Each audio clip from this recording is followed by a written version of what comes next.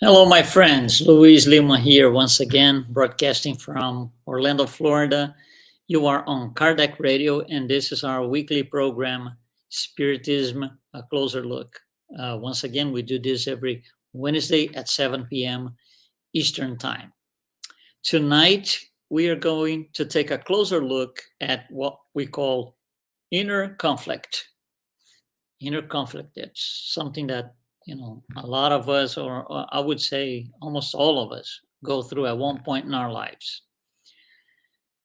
What exactly do we mean by inner conflict? In simple words, it's this war within the self, usually or mostly related to choices. It could be choices. It could be related to morality, sexuality, politics, economic preferences, religion, social behavior. It could be a million things. But it brings a general idea of making choices, and you have two opposing sides, and you have to pick one. It's like I give you a choice of you want to go to the movie. I want to see this one or that one. It's a choice. And if you like both, you know, equally per se, you're going to have some sort of conflict. Of course, it's not, something important because it's not a life changing event. But that's what we mean by inner conflict. From the Spiritist point of view, and that's how we're going to take our look at, it boils down to moral choices. It's not about politics, religion, social, no. It's about moral choices. And how many times aren't we confronted with situations where we have to make a choice between two or even more options, and it's really difficult. So it becomes this, I would say, tug of war inside us for these moral choices, these conflicts, inner conflicts that we have to face. Spiritism, being this body of knowledge, it can really, really help us clear this, let's call hazy line between right and wrong, between honesty and dishonesty, aggressiveness and meekness, and it will make us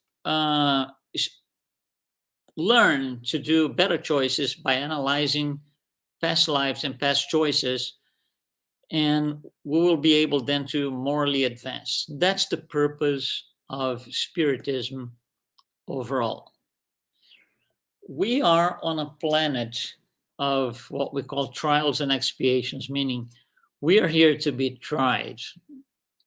And it happens right here on the physical plane where we are right now, you and I. And we are going to be confronted with these opposing ideas that we call dualities. So, dualities is this idea of, you have two options, but they are completely opposite from each other. So, it's about making choices. And all choices, regardless, they have consequences, all of them. So, it comes down to understanding these dualities and how Spiritism is going to help us with the subject to start, you know, moving in the direction of avoiding these inner conflicts, because it's some of them are really they drag our energy even after we make the choice. So again, this has to do with opposing poles of possibilities. Typical examples: life and death, honesty, dishonesty, heaven and hell, right or wrong, right? And they are exclusive events. For example, heaven and hell. Even in the classic concept, if you think you're in heaven, you're not in hell. If you think you're in hell, you're not in heaven. Right or wrong. If you think you're right, you're not wrong. If you think you're wrong, you're not right. And it goes on and on and on and on. So they are opposing poles of possibilities. Once you pick one, the other is automatically excluded altogether. You can't be honest and dishonest at the same time. You can't be right and wrong at the same time. You can't be living or dead at the same time. So the problem is all these dualities, and every duality generates conflict, all of them. If I have to be in doubt, do I choose this, do I choose that, morally speaking? Now we're boiling down to morality. You know, it's complicated. It generates conflict because the wrong choice is still a possibility. When we don't see the wrong choice, then there is no duality. Let me give you an example here. Let's pick honesty and dishonesty. That's a duality. So honesty and dishonesty. To give an example, let's just say that, well, I'm just going to guess here. For example, 50 lifetimes ago, 50 incarnations ago, I was this really bad guy, really dishonest, criminal, and doing everything wrong, everything against the law. And then next lifetime, it gets a little bit better. Then the next one, better, better, better, better. On my last life, before this one, I will just say to myself, I can't do this anymore. That's it. I'm tired. I don't want to go through this anymore. So on my next life, which is this one here, I'm planning on it, and I'm going to be completely honest, 100% honesty. That's it. So here I go. I set sail. I come on board, incarnate, and start my life as a kid, as a young child, and so, a teenager, and everything is going well. I'm sticking to my idea of honesty, and everything is going very well. Until one day, I go, let's say, to a place, let's say a party, for example, full of people, and I get into one of the rooms in the place where the party is taking place. One of the rooms. In that room, there's nobody. It's empty. So I walk in. Now it's just myself. And there is a pile. I want you to imagine visually, please. There is a pile of $100 bills. And the pile has 100 bills. So I don't want you to think about the amount, $10,000. Forget the amount. We're talking about, visualize that. $100 bills like this. It's a pile. So when I look at it, I can go two ways. One way is, wow, this is fantastic. Oh my God, that's a lot of money here. That's $100 bills. If I take 10 of these bills from me, if I take them, nobody's going to notice because the pile is high and it's not going to make any difference. I'm still going to be, nobody's going to notice. And from me, it's going to be $1,000. If I take 10 bills, $100 each, $1,000 is a lot of money. So you see, regardless of my choice, if I let go or if I take the money, regardless, I'm going through a tremendous conflict internally. There's a tug of war inside of me. And it drags the energy. Why is that happening? Answer, easy and straightforward answer. Because I have not yet transcended the duality, honesty, dishonesty. Because if I had I transcended the duality, honesty and dishonesty, I would look to that pie, look at it and say, maybe put my two hands on my head. Oh my God, that's a lot of money right here. The person who forgot this money here must be desperate. Let me try to find this person so we can tell him where the money is. You see, when I get to this point, it never, 0% chance, it never occurred to me to take any benefit for myself. I'm thinking 100% on what Jesus calls my neighbor. On the other person, I'm 100% concentrated on helping that person, finding that person, helping them, get the money back. But for that to happen, I would have to have this duality, honesty, dishonesty, out of my way. When that happens, when that happens, there is no longer a duality because there is no longer opposing poles. If taking the money for myself is not even an option, when I transcend that, there is no duality anymore. The duality dismantles itself. So there's now only one choice, and the one choice is to be honest. I'm not going to take the money, period. That is what we call, it's no longer a duality, it's what we call the truth. That's the truth. Honesty.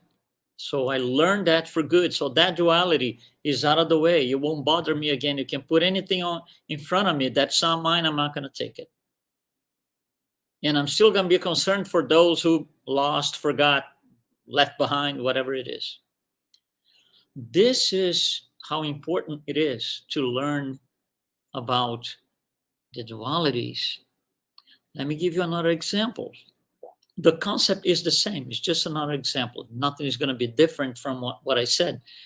Alcoholism and sobriety. So same thing. Go back many, many, many lives ago, and let's say I was just this drunk guy, and I'm keep going drunk and drunk, life after life. Then in my past life, I said, I don't do this anymore. I'm done. I'm done. I can't wake up on the floor that way anymore. That's it. Done. So on my next life, which is this, no alcohol. Then I come. Here I come. And everything goes well. I go as a child, young teen, everything goes well. And then suddenly I'm invited to a party again, right? There's a lot of people. And suddenly I see in the corner, say, a bottle of whiskey, but it's the most desired and most expensive whiskey in the planet. You see, I can go like this. Oh my God, this is, I made a promise to myself, right? No alcohol.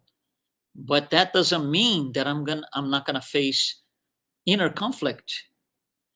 So I can go like this.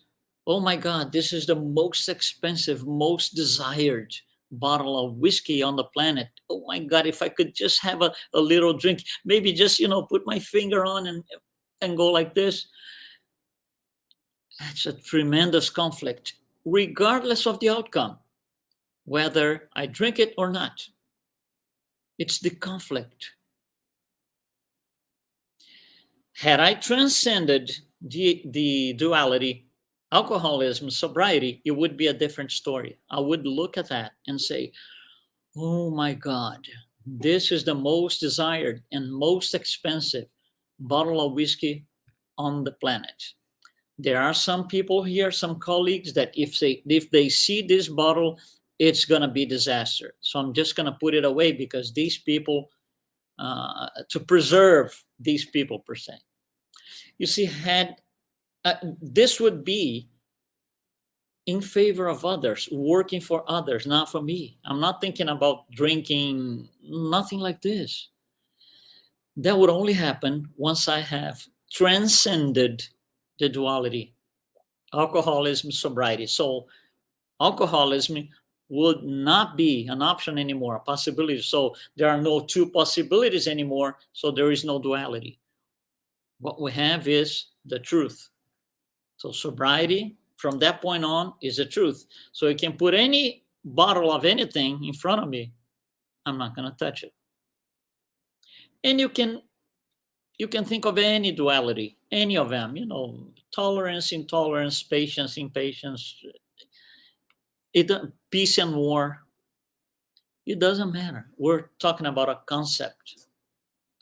So, with this in mind, I'm going to ask you, when am I going to be patient? And the answer is, when I am the source of all patience.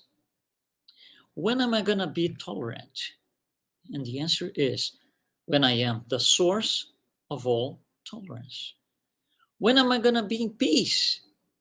It's not when two guys in suits and nice clothing go to a room somewhere in the world and sign two treaties of agreement. No, it's not that. I'm going to be in peace when I am the source of all peace. There is no space for war, for aggressiveness, anything in that sense. Revenge. That's when I'm going to be in peace. So knowing the truth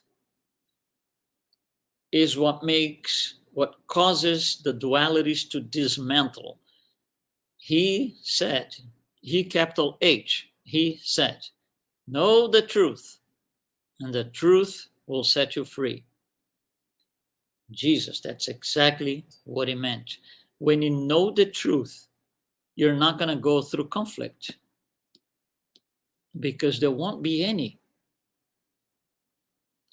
But, it's a lot of dualities that we have to face. And again, that's why we're here on a planet of trials and expiations. We have to address all of these one by one. It's a long shot.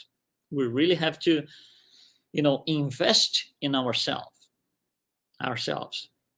And again, it's free will. I will dismantle dualities when I want.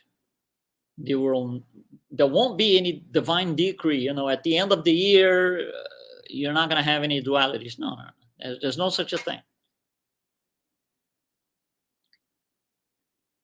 Jesus himself had to face no dualities because he knew the truth.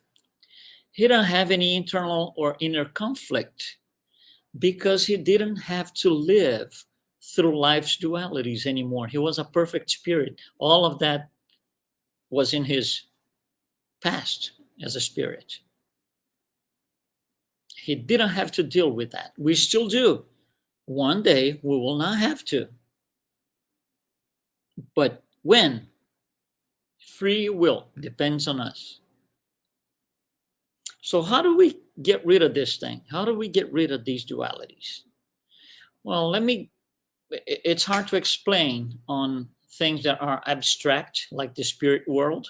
So I'm going to use an analogy using something that is material because it's just easier to grasp the idea. So think about the sun. Not that we touch the sun, but it's something material. We look at it, it's there. It's something that belongs to the physical plane. So look at the sun. And I'm going to ask you to think about this. If I ask you, what time is night at the sun? Yeah, think about that. What time is night at the sun? The answer is never. But then the next question comes.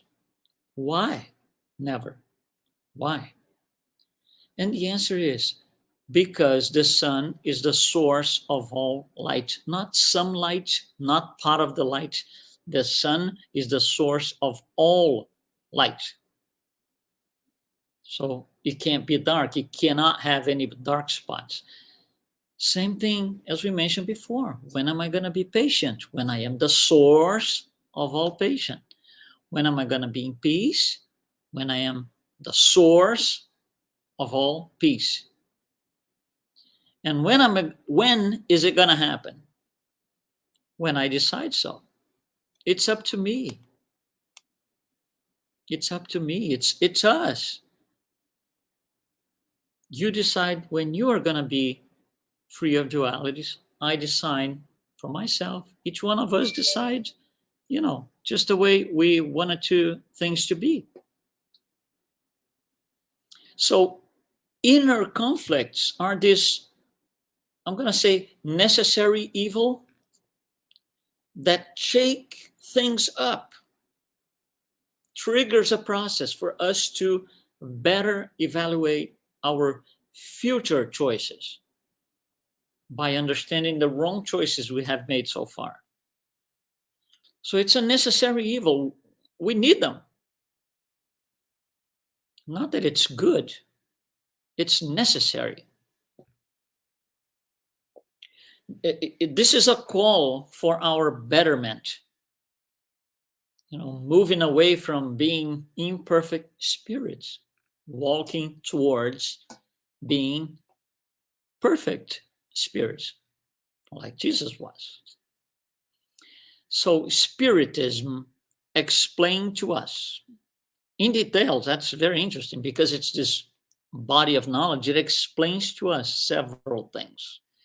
But for example, one of them, that diseases are ultimately a result of behaving against the law of God. If I behave against the law of God, I'm going to have to be tried on the other option, which is walking with the law of God. That's a duality. That's a duality right there that is going to be created. So we are going to have a ton of dualities, vices on one end, virtues on the other end, and we have to offset all of them. We have to get rid of all of them. And Spiritism can help. We need to study, yes. We need to read, yes. But mostly, we need to practice. We need to start somewhere, somehow. Think about the sun.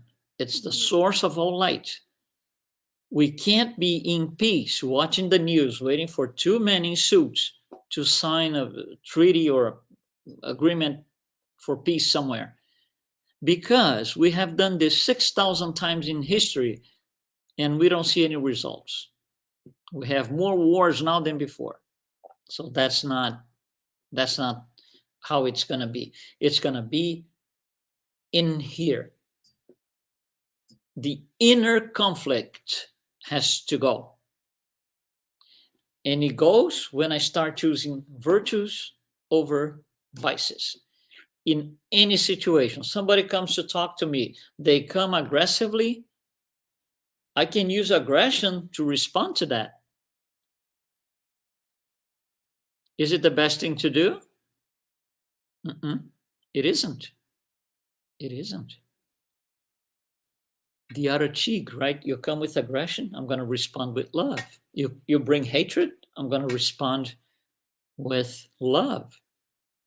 And then there won't be any dualities. You see, somebody comes aggressive, and I have to think, oh my God, to this person, this situation, let me analyze this. Should I be as aggressive as this person is being to me, or should I just, show respect and love? That's inner conflict. Imagine somebody putting together all the aggressiveness they had in their hearts, going to Jesus and be aggressive as much as they can. Do you think Jesus had to stop and think? Hold on, let me see what I'm going to be here, what I'm going to do here. Because he didn't have to go through these inner conflicts.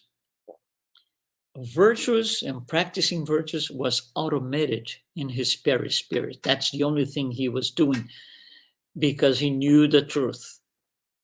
That's what we need to learn. When we know the truth, then we are going to be much closer to being pure spirits, or at least on our way to.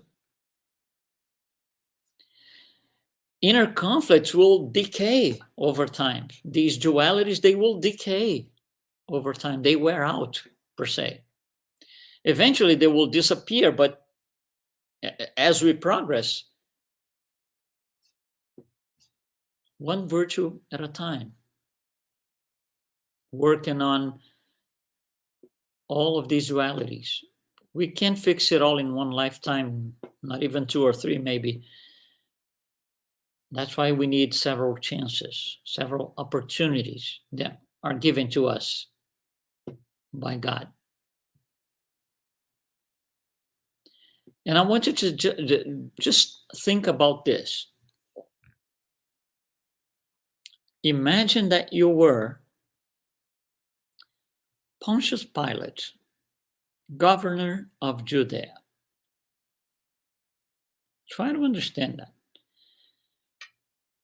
And a group of people come to you with someone very meek that's being accused of doing blasphemy by the Jews, and being somebody that needs to go to the cross, needs to face death on the cross.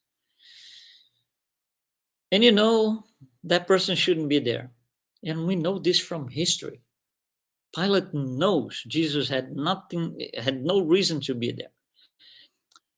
So he's going to try to kind of save Jesus in a way. So he tries different ways. He tries, asking, talking, nothing works. The crowd wants Jesus on the cross.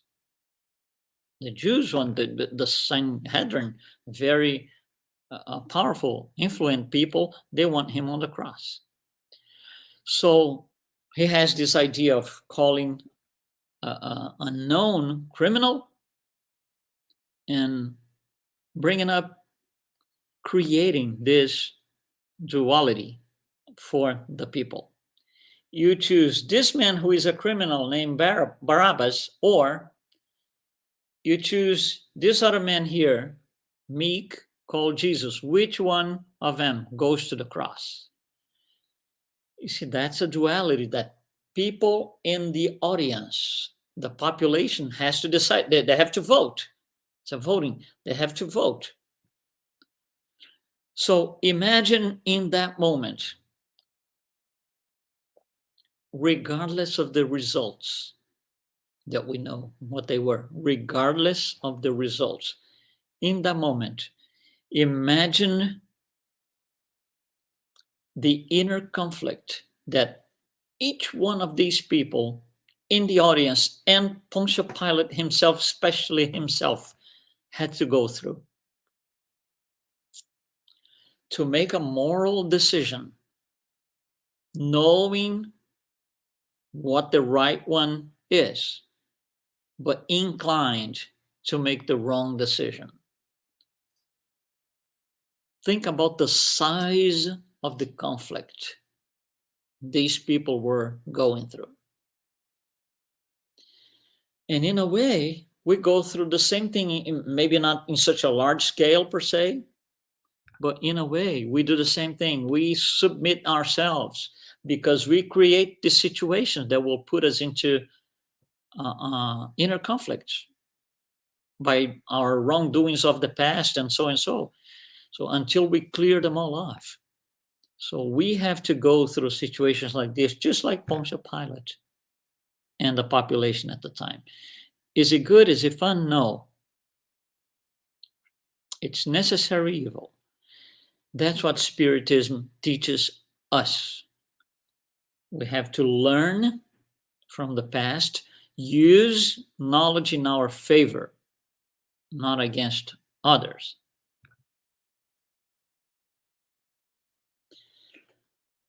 I wanted to thank you for being with us here today. Thank you, Arminio, for following us live here.